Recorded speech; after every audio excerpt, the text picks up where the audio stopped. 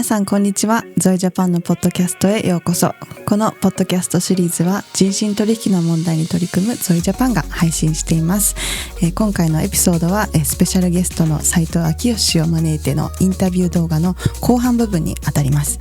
前半を見ておられない方のためにもう一度プロフィールを簡単に紹介いたします。斉藤さんは精神保健福祉また社会福祉士であり、国内最大規模と言われる依存症施設である榎本クリニックにて長年さまざまな依存症の問題に携わっておられ、現在は2024年10月に開院されました西川口榎本クリニックの副院長を務めておられます。よろしくお願いいたします。よろしくお願いします。はい。前半の部分もそうですね、ずっと小児性愛障害の問題について話をお伺いしてきたんですけれども、こういう小児性愛障害っていった言葉を聞くと、そういった障害を抱えている人っていうイメージは精神的疾患とか異常性とか怪しい人で、社会からなんとなく隔離されているようなそういうイメージがなんとなくあるかもしれません。ですけれども、ある研究では、男性の場合国の人口の 5% が小児性愛障害者が潜在しているっていうデータもあるんですけれども、これを単純に日本の人口に当てはめますと600万人ほどになってしまいますね。それで単純計算するのもあれなんですけれども、この数字を見ると私たちの日常、また子どもたちの日常のその通学路だったり電車とかスーパーとか学校とか、そういったところに障害を抱えている人がいても全然おかしくないっていうことなんですかね。そうですね。クリニックに来る人たちは基本刑事事件になってから来るので、刑事事件になってない人たちの方が圧倒的に多いわけですよね。小児性愛障害に関しては、学歴に関しては痴漢盗撮の加害者と比べるとかなり分散はしてます。つまり中卒の人もいますし、高卒の人も比較的いますし、もちろん大卒、大学院卒もいます。ただ大卒に偏っているかというとそうではないっていうのが、他の性加害者のデータと少し違うところなんですけども、ただ一つ特徴的なのが、痴漢盗撮の加害者にはない特徴で、つまり初診時の職業、どういう職業についていたかで、これ初診時なので、つまり事件化しているケースが結構ありますから、初診時子供に関わる仕事をついていた人ってだいたい十数%です。で、実は無職で受診する方もいるんです。で、この無職というのは事件化して仕事を失った人たちがほとんどです。で、実はその無職の人と、実際に子供の関わる仕事についていた人を合計すると、その事件当時ですよね、子供に関わる仕事をしていた人は全体の3割を超えてるんです。で、これはですね、その自らの性思考を職業選択の基準にしている人たちが、実際に小児性愛障害の人たちの中には一定数いるということで、だからこそ今日本版 DBS の議論の中では、過去性犯罪歴のある人に子供に関わる仕事に就かせないような、入り口で遮断するようなシステムが必要だというような議論になってるんですが、少しちょっとここで考えたいのが、7割は子供に関わってない仕事なんです。つまり子供に関わらない仕事に就きつつも子供に性加害をする人が7割いるので、そういう意味では子供に関わる仕事だけシャットダウンしたとしても難しいところはあるなという実感はありますね。そうですね。一般的には学校の先生とか塾の講師とか、あと保育士の方に対しての絶対的な信頼感って親の立場からしたらあるとは思うんですけれども、でもやっぱニュースとかを見ていると、本当に教師が性加害したとか保育士の方が性加害して捕まったってことがすごく多いので、私たちの親とか大人側がこういう職業の方だから人だから大丈夫だろうって安心するのは良くないっていうことなのかなと思いますね。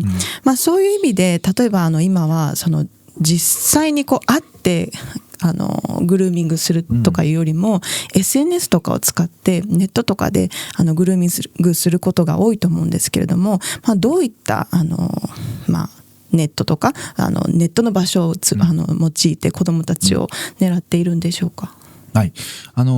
性的グルーミングに関して少しだけ最初整理しておきたいんですが、グルーミングは一応3パターンあります。一つは全く顔見知りじゃない中で起きるグルーミングです。先ほどの前編で少し紹介した、虫がついてるからとかって言って巧みに性的接触を試みるタイプですね。でそして顔見知りの中で起きるグルーミングです。これは先生生徒もありますし、スポーツインストラクターとそこで受講している子どもたちとか、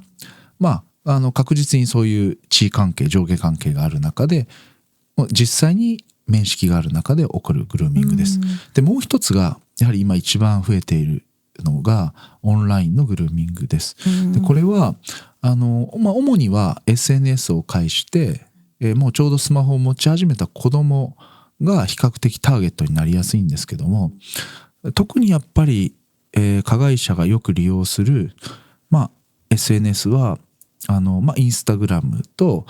X ですね。この2つから、子どもに、DM を送って接触する。しかも、かなりの、不特定多数の児童に送っていわゆるその中で釣れればいいと、そういう感覚で彼らやってますので、特にそういう子どもたちの SNS を頻繁にチェックしてますから、家庭で孤立してそうな、学校でも孤立してそうな、もしくは死にたい、消えたい、いなくなりたいというような、起死燃料を投稿している子とか、そういう子たちを主に狙いながら釣り糸を垂らすような形で接触していきます。でもう一つ最近ちょっと目立ってきたなっていうのは、ゲームアプリを介して子供に接触してくる加害者ですね。でこういうケースも出てきたので、今やこの、オンラインによるグルーミングっていうのは、彼らにとっての狩り場になりつつあります。オンラインゲームっていうとやっぱり男の子を狙ってそういったアプリを使って DM を送るっていうことなんですかね。いえ、女の子も実際にゲームしてる子がいるので、そうですか。そういう子どもたちが好みそうなゲームに、侵入してアクセスをしてくると、いうことなので、この辺も親になる側の人たちはその SNS とかゲームアプリをどのように子どもが使っているんだろうかっていうのはしっかり確認する必要があるのかなと、ある程度の年齢まではそうですね、必要があるかなというふうには思いますね。確かに全然知らない人と実はゲームでもねチャットできるっていう機能ね、今たくさんありますもんね。しかもあれなんです、性的な意図を隠しながら彼らが接近してくるので、そこが厄介なんですよね。はい、そうですね。本当に釣り糸を垂らすっていう表現がありましたけれども、引っかかればもう誰でもいいっていう感覚なのかなと思ったんですけれども、私たちの相談窓口に来てくれた児童の声とかを聞いていると、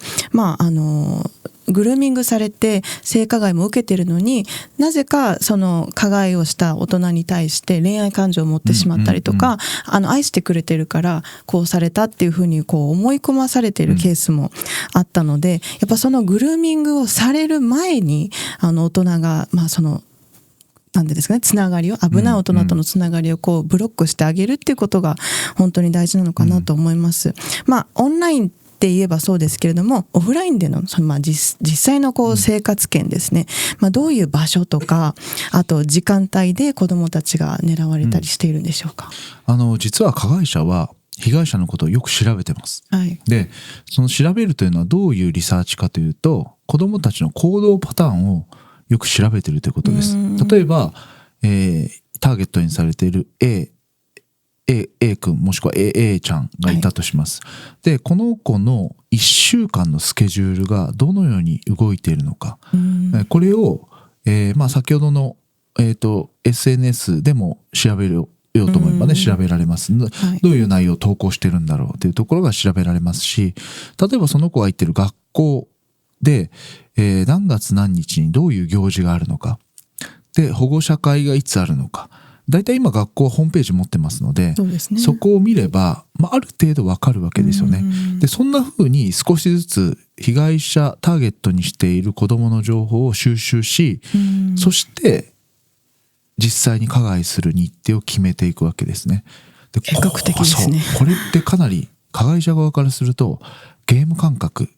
があって、はい、そのなんて言うんでしょう、情報を収集しながらその目標とするターゲットに近づき自分の加害を達成する。でもちろん加害を達成したらまた繰り返し加害をしたいので、加害後の次の加害行為への維持行動として口止めをしたりとか、例えばこれを親にバレたら先生にバレたら大変なことになるとか、要はこれを誰かにカミングアウトしたらあなたが今住んでいるこの世界が崩壊するんじゃないかという恐怖感を与えるわけですよね。そうやって、彼らは巧みにグルーミングしていくので、本当にこういうリサーチ、もちろん下校時間も含めてですけど、入念にやっていきますね。ゲーム感覚というと、そうやってそこまで一人のターゲットを絞って調べて、で行動範囲とかも特定していってっていうことで、性虐待無事にできてバレなければゲームクリアで、捕まってしまえばゲームオーバーっていう、すごく単純な言い方してますけれども、そういった感覚なんでしょうかね。実際に加害が達成できればクリア、そして逮捕されればゲームオーバー、この感覚は実は加害者の中では持っている人は結構います。そうですか。実際に彼らの加害の行動のプロセスを詳しくヒアリングしていくと、おそらく3つぐらいにそのグラデーションというかプロセスが分かれるんですよね。でそれは加害の前と、実際に加害をやってる、その最中ですよね。でもう一つは加害達成後、その終わった後です。でこの3つに分けた時に、どの瞬間が最も彼らにとってその興奮するのか、おそらく多くの人は、これを我々内的なプロセスと呼んでいます。内的なプロセスを詳しくヒアリングしていくと、やはり最も彼らの中で、興奮するその時間タイミングって加害する前なんですよね。加害前の最も彼らの報酬系からそのドーパミンが出ている。これはヒアリングの中でも彼はよく話します。で、じゃあ加害してる時ってどうなんだろうって、彼らは逃げないといけないので、実は加害をしながらも逃げる道を確保したり、もしバレた時にどういうふうに言い訳しようか逃げようか、これを考えながら加害やってるんですよね。そういう意味では一方では興奮しながら、もう一方では非常に冷静な自分がいるわけで、そして実際に達成し終わった後、バレなくてよかった、うまくいった、また次の加害行為への計画が始まりますので、次の実際の加害への渇望感が高まってきます。なんかその加害者側の心理状態とかを調べたことはないので、なんか本当に初めて聞く話なんですけれども、こういった話を聞く中でやっぱ絶対に忘れていけないのは、被害者の立場をやっぱり考えるっていうことだと思うんですよね。先ほどおっしゃってた、子供からしたらもう一生の傷ですし、ただでさえね、レイプのことを魂の殺人って呼ぶぐらいですから、もう子供の時に受けた被害ってずっとやっぱりね影響が残りますし、私も小学生ぐらいの時に公園で友達と遊んでいたら、何気なくトラックが公園の隣に駐車して、でよく見たら中の男性が、自分のズボンを脱いで性器を触りながら私たちの方をニタニタ見て笑ってたんですよね。でそれ見ても私と友達はもう怖くなって、もう泣いてすぐ家に帰ったんですけど、当時は意味が全然分からなくて、ただただ怖かったんですけど、大人になって意味が分かって余計ショックだったというか、傷ついたんですよね。それは直接触られたとかはないですけれども、本当になんか一人の子供がそういうふうに性加害を受けてしまった時の重さっていうのは本当にしっかりと私たち受け止めていかないといけないなと本当に思います。こういった加害者の心理状態っていうのを知るのは少しちょっと怖い部分はもしかしたら主張されている方も感じるかもしれないんですけれども、やはり加害者が一人でも減ってくれれば被害者も減りますから、本当にその加害者の視点を知ってそれをもとに対策を取っていくっていうことが大事だと思います。そういったことを考えると、犯罪者もですね、小児性愛障害を抱えた人も、一人の人間で、それぞれにみんな一人一人に子供時代があるわけですよね。で、昨今子供自身が性的な依存症とか犯罪行為に関わってしまっていった子供も増えているそうなんですけれども、その点についてちょっと詳しくお聞きできますか？はい。私この性暴力の本質は性欲ではなく支配だと思ってます。加害者は自分よりも小さくて弱い、しかも同意もないし対等性もないし被害者の自発性もない、これが性暴力の特徴です。その力関係を利用しながら加害が続けられる構造が背景にあり、そして彼らは加害を継続する。で、これはもしかしたら表層にある欲求は性的欲求や衝動かもしれませんが、それは根本にあるのは支配だと思うんです。で、ここの理解は性暴力を理解するときにすごく大事で、ちょっとすいません、質問からずれますが、先ほどの子供の時の記憶の話をされましたよね。で、加害者側って被害者のその人生に爪痕を残せるって彼らはよく表現するんです。痴漢であっても電車に乗ったらまた思い出す。似たような身長の男性を見たら怖くなる。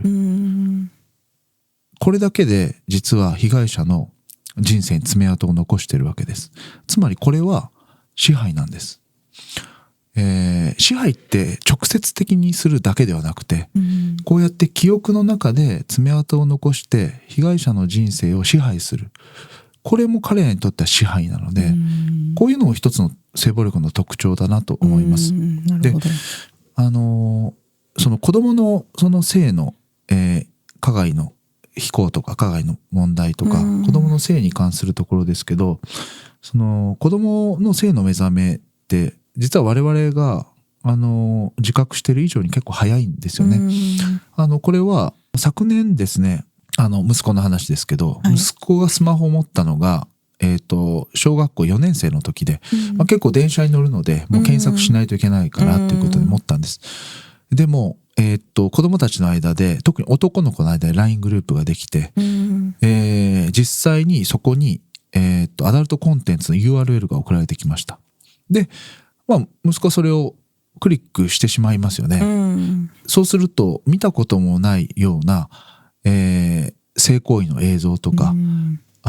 初めて見るようなものが出てきてもびっくりしたそうで、見ててなんか気持ち悪くなったそうなんですね。彼は言ってきて、で私その話を聞いた時に、いや、もしそれが嫌な気持ちになるんだったらそういう LINE グループから抜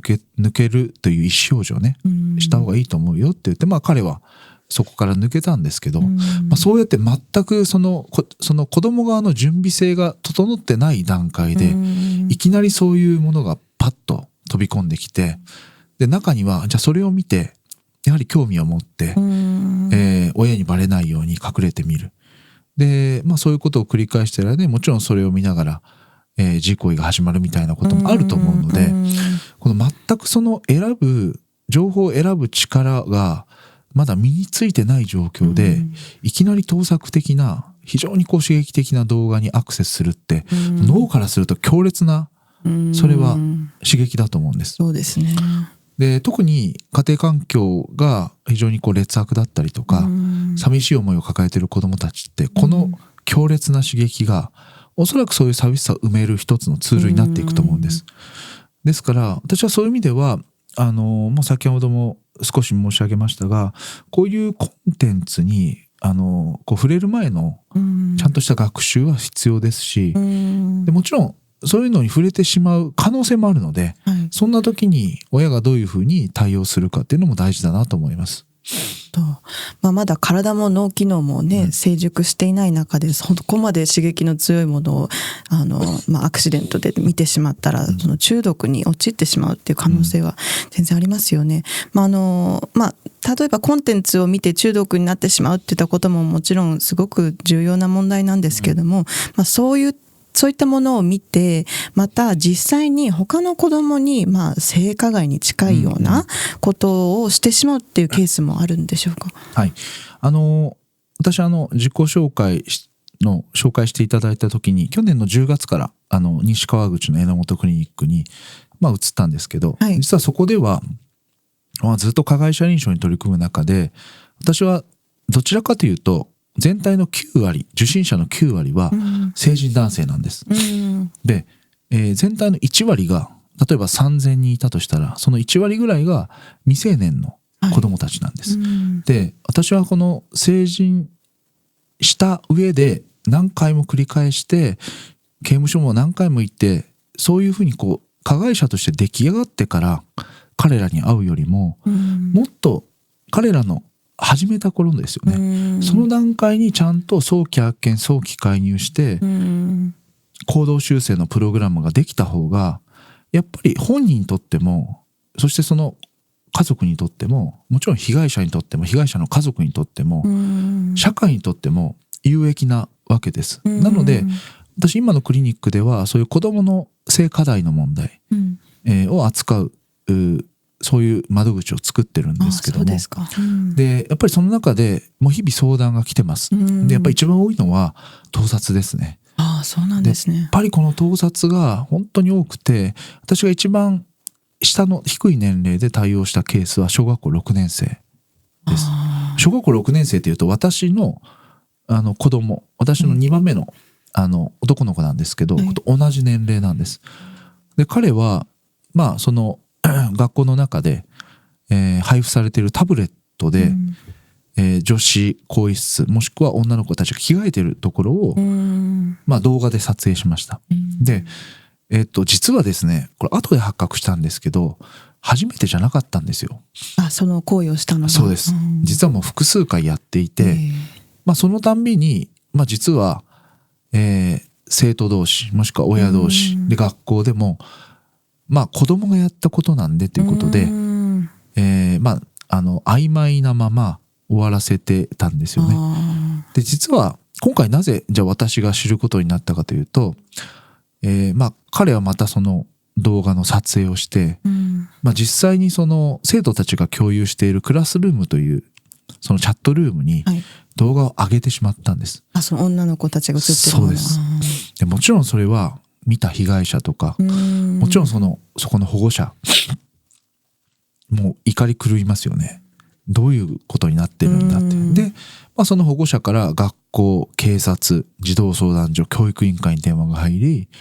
大ごとになったわけです。なるほど。で初めて、正直ですね、彼こんなに大ごとになると思ってなかったそうです。そうなんですか。で、なぜなら今まで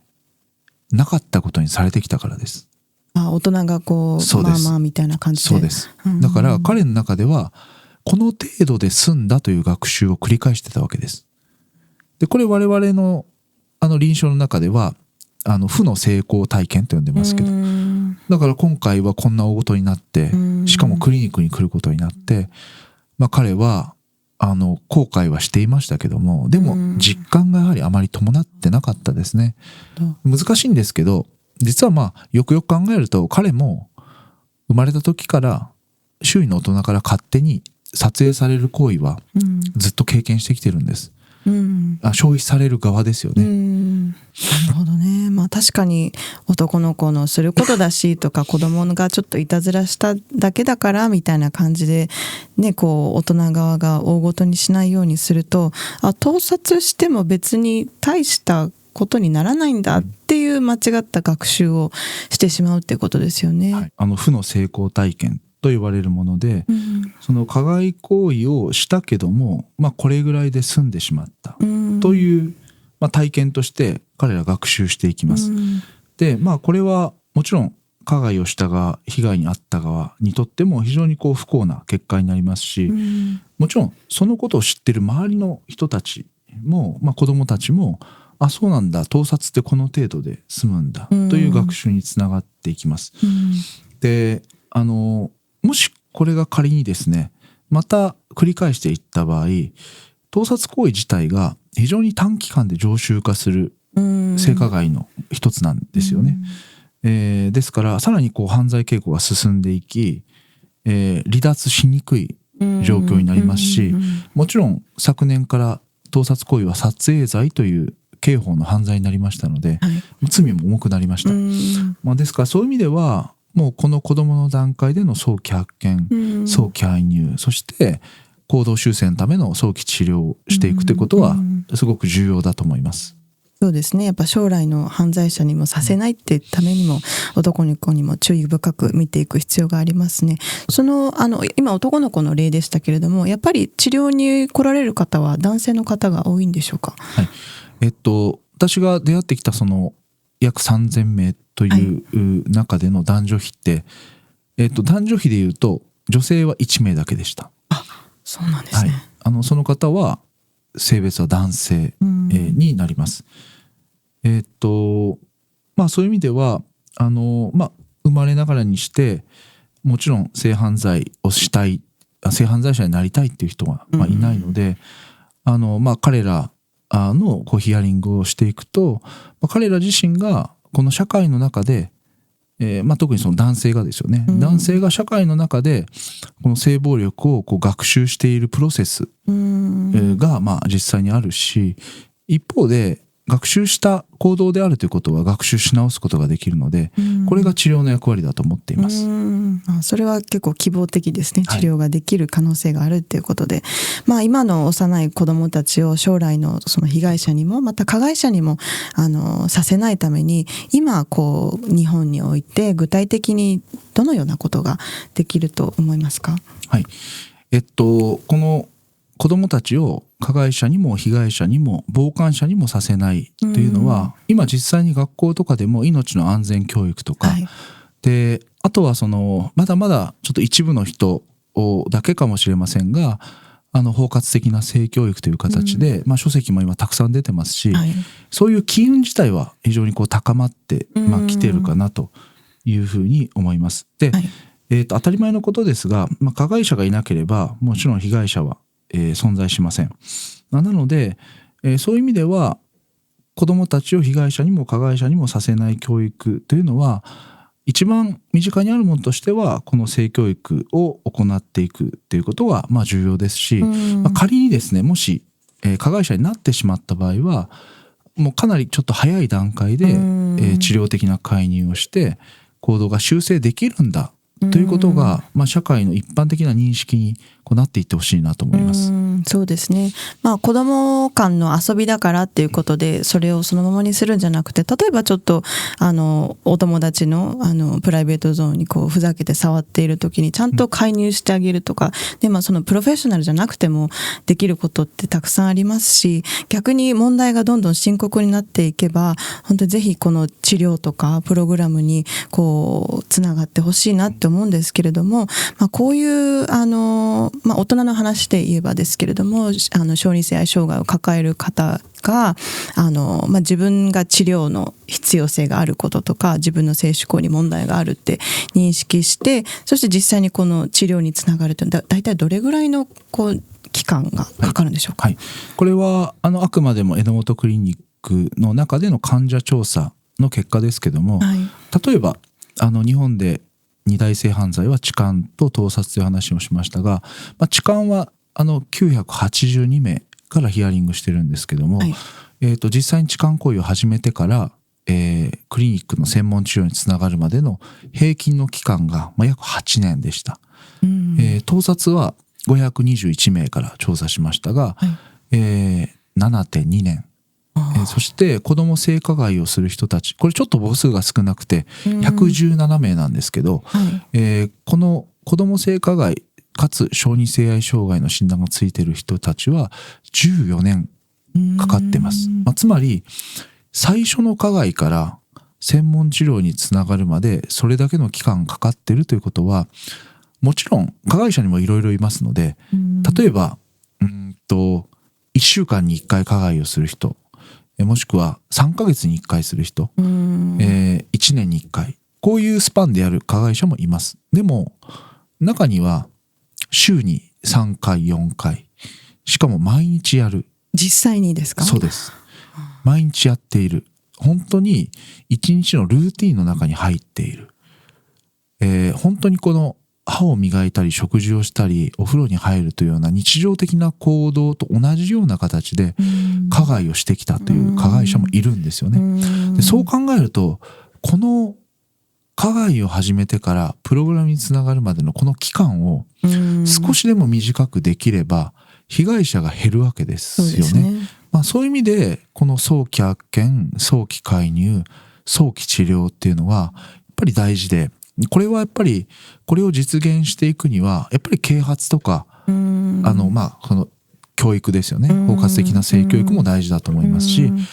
この制度自体がもう少し変わっていく必要もあると思います。そうですね。例えば執行猶予判決が出ると分かってるような初犯の事例に関してそれで終わりではなくて、ちゃんとプログラムとセットになるような強制的な治療制度も私は必要だと思いますし、さらに受刑した人たちも含めて出所した後ちゃんと社会内のプログラムにつながっていくような仕組みも必要だと思いますし、こういうところがちゃんと整備されて初めてこの、痴漢の人は8年、盗撮 7.2 年、子供の性加害は14年っていうのが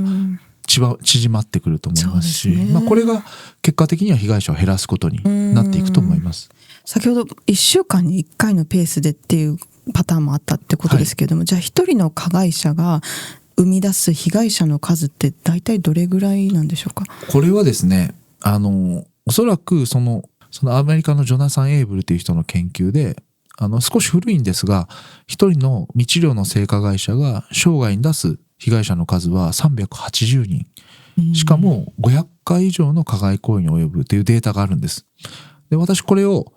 よく子供加害をする人のプログラムで紹介するんですけど、某刑務所でこの話をしたら、たまたまそこに参加してた5人の受刑者のうち4人が子供性加害の類犯者だったんです。でそのうちの1人が、手を挙げて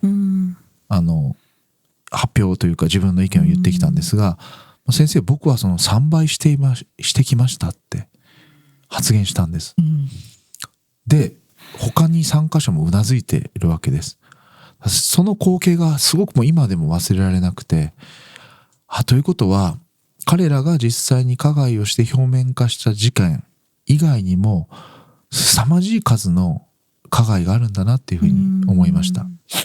いや、衝撃的ですね。それは本当にもうできるだけ早く治療にプログラムにつながっていただければなと思います。今は本当に子どもたちも簡単にスマホとかタブレットとかで変なサイトにつながってしまったりとか、そういったことがきっかけで中毒になってしまうとか、ポルノで描かれている性行為って本当に健全な性の関係ではなくて、もう性暴力が描かれていたり、それこそ子供が性暴力の対象として描かれているものも中にはやっぱりあるので、本当になんていうんですかね、正しい性の関係、また自分の体について、相手の体と心を、また意志を敬うといったこと、また境界線を正しく引くっていうことを学校だけではなくて、家庭で親もしっかりと教えてあげるっていうことがすごく大事なんだなというふうに思いました。最後にですね、今この動画をまたポッドキャストを聞いておられる方に伝えたいこと、斉藤さんからありますか？はい、実はクリニックのプログラムの中で、約3年前から、包括的性教育のプログラムを加害当事者が受けるというものを始めてます。でこれはそもそも参加している当事者で取り組みが進んでいる人の中から出てきた意見で、どういう意見かというと、先生、僕たちが学んできた性って全部 AV でしたって、だからちゃんとした性教育受けたいですって、こういう意見が実はその加害当事者から出てきました。で3年前から助産師の櫻井優子さんっていう性教育のプロフェッショナルを招いてプログラムを行っています。で、その中では先ほども少し申し上げましたが、性的同意のこと、そして自分の体は自分のものであるっていう性的自己決定権や体の権利のこと、またプライベートゾーンのこと、でそして、もう少し取り組みを進めていくんであればグルーミングのこと、でこういうことを今加害者のプログラムの中で学んでいってます。でこのようなことが大人になってからではなくて、もっと幼少期の子どもの段階から、本当に海外のレベルに合わせていくんであれば、ユネスコが出している国際セクシュアリティ教育ガイダンスにのっとったその発達段階における性教育が本当に家庭でも学校でもできていけるのが一番いいなと思うんですが、そんな話をしているんですが、私自身も実はしっかりと性教育受けた経験、記憶があまりないです。なので、子供に教育をしていくのは大人だと思うので、まずはその教育をしていく立場である親とか大人がしっかりとこの性教育を学んでいく必要があるなと思うので、学ぶことっていつからでもできますから、親側も今まで自分が認識していた性の価値観、これが実は違ったんだって、しかもそれは誤った認識をアダルトコンテンツから学んできたんだっていうふうに修正していく作業は、必ず私は子供にいい影響が出てくると思うので、最後に自戒を込めてですけども、大人たちがまずその性教育を学ぶ必要があり、そして学んだことをしっかりと子どもに伝えていくってことが大事だと思います。斉藤さん、本当に本日は貴重なお話をありがとうございました。ありがとうございました。リスナー、そして視聴者の皆様、このポッドキャストをできるだけ多くの方にシェアして、情報共有してください。幼い子どもたちを守るためには、大人の私たちがこのことをまず知り、そして、自分たち自身を教育していく必要があります。また性依存問題で、悩んでおられる当事者の人、またご家族の方がいらっしゃいましたら、ぜひ榎本クリニックまで、ご相談いただけたらとも思います。ゾイジャパンでは被害の相談も受け付けています。一人で悩まずに勇気を出して、相談してください。